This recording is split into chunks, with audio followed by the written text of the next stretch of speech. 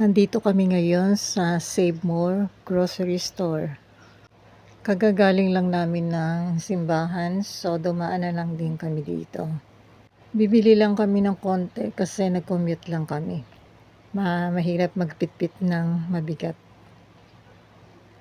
Saka parang price update na rin sa inyo kung ano yung mga current price ngayon sa grocery store. Bibili ako ng 2 pack nito. Natimplahan na to. Bali ipiprito na lang. Tapos syempre chicken.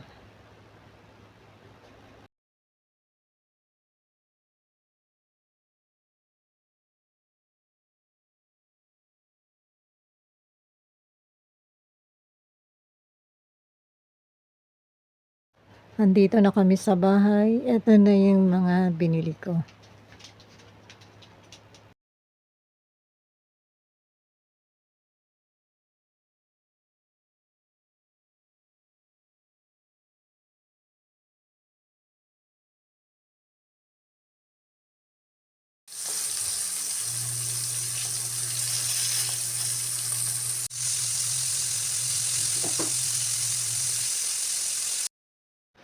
This is our lunch for today. Kain tayo guys.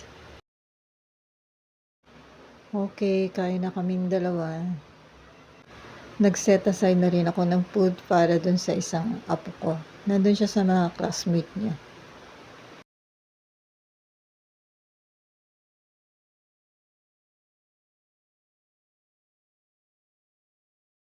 So guys, kain tayo.